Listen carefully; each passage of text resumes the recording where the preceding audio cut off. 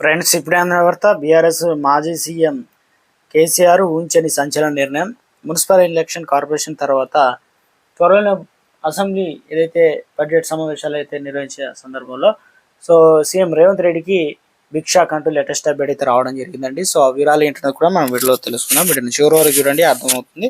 మరోసారి ఛానల్ వస్తే తప్పకుండా సబ్స్క్రైబ్ చేసుకొని చూస్తున్నారు, కానీ లైక్ చేయడం మర్చిపోతున్నారు. వెంటనే లైక్ చేయండి. వివరాలకి అయితే వెళ్ళిపోదామండి.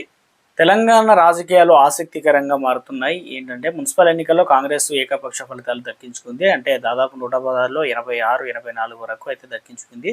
కొన్ని చోట్ల హంగ్ అయితే వచ్చింది కదా. పార్టీ హైకమాండ్ ఈ ఫలితాలపైన హర్షం వ్యక్తం చేస్తూనే రాష్ట్రంలో రాజకీయాల వేళ పార్టీ నేతలు అప్రమత్తంగా చేసింది. మంత్రుల మధ్య విభేదాలపైన ఆరా తీసింది. ఎవరు అంటే ఎంఐఎంతో ఆచితూచి వివరించాలని సూచించింది. అదే సమయంలో రాజ్యసభ ఎన్నికల 2 స్థానాల నుంచి అభ్యర్థులను దాదాపు ఖరారు చేసింది.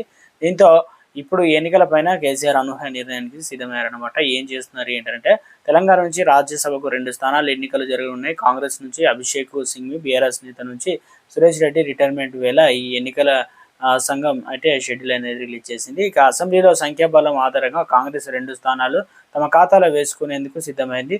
ఇందుకోసం సింఘ్వి తిరిగి రెన్యువల్ చేయాలని 2 స్థానాల నుంచి ఉపరాష్ట్రపతి అభ్యర్థి పోటీ చేసిన జస్టిస్ సుదర్శన్ రెడ్డికి అవకాశం ఇవ్వాలని కాంగ్రెస్ ఆలోచన చేస్తుంది.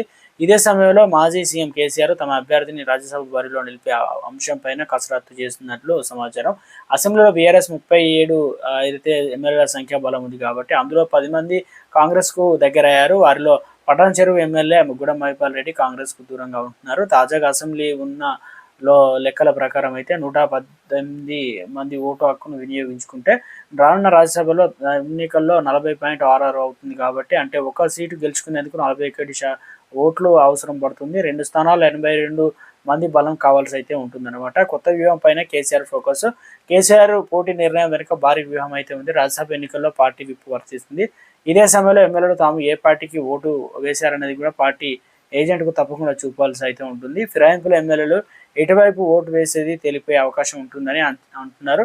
రాజ్యసభ ఎన్నికల్లో గెలుపోవటంలో ఎలా ఉన్నా ఫిరాయింపుల ఎమ్మెల్యేల వైఖరిని ఎండగట్టే అవకాశం కూడా సద్వినియోగం చేసుకోవాలని కేసీఆర్ భావిస్తున్నారు.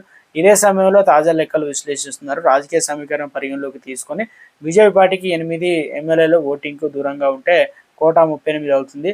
2 స్థానాలు 76 మంది బలం అవసరం అవుతుంది. కాంగ్రెస్కున్న 66 మందితో పాటు 7 ఎంఐఎం, ఒక సిపిఐ సభ్యులు 74 అయితే అవుతుంది. 2 అంటే సందర్భాల్లో సీట్లకు సరిపడా కోటా రాదు. కోట రాకపోతే ద్వితీయ ప్రాధాన్యత ఓట్లు, తర్వాత తొలగింపు ప్రక్రియ చేపట్టడం, ఫిరాయింపుల ఎమ్మెల్యేల ఓట్లు మరింత కీలకంగా మారుతున్నాయి. కాబట్టి దీంతో వస్తే రాజ్యసభ సీటు, లేకుంటే ఫిరాయింపుల ఎమ్మెల్యేలు ఫిక్స్ చేయాలన్నది కేసీఆర్ వ్యూహం ఉంది. దీంతో ఇప్పుడు కేసీఆర్ తుది నిర్ణయం చివరికి ఎలా ఉంటుందనేది రాష్ట్ర రాజకీయంలో హాట్ టాపిక్గా మారిందంటున్నారు.